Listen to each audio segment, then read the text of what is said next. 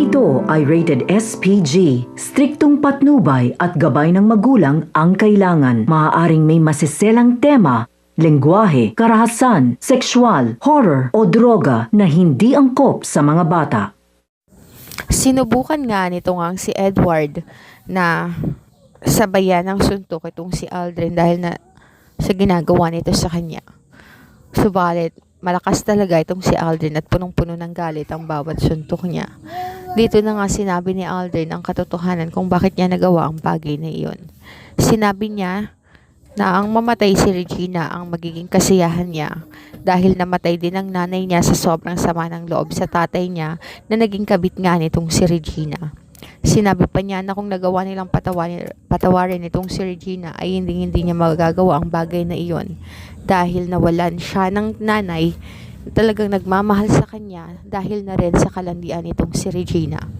Lumabas nga ng building itong si Marge upang humingi ng tulong dito kay Paulo. Dumating naman si Paulo kasama si Regina.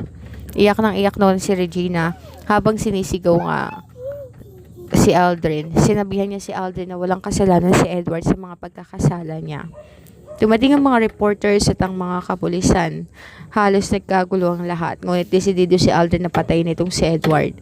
Nang dumating ang mga pulis nga ay sinapak na Edward itong si Aldrin. Subalit kumante si Aldrin sa kanya ng isang putok ng barel. Napahandusay sa lapag itong si Edward. Nung mga oras na yun, naiyak nang iyak itong si Regina.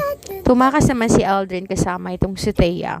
Subalit dahil na rin naging wanted nga itong si Thea, ay halos mawala nga siya sa sarili niya. Sinabi niya na umalis na lamang sila ni Aldrin, itago siya nito at magpakalayo-layo na sila. Subalit ayon kay Aldrin ay mag-isa na lamang siya. Iniwan niya ito sa kawalan at sinabi niya na kailanman na hindi niya na ito babalikan. Iyak nang iyak noon si Thea at hindi niya alam kung saan siya pupunta. Wanted siya ng mga kapulisan at maaaring mahuli siya anytime. Kaya naman nung mga oras na yon ay desperado na siya. Walang mapuntahan, walang Edward na tutulong, walang anak na dadalaw. At ang higit sa lahat ay muntik na nga siyang mamatay dahil na rin sa mga pinagkagawa niya.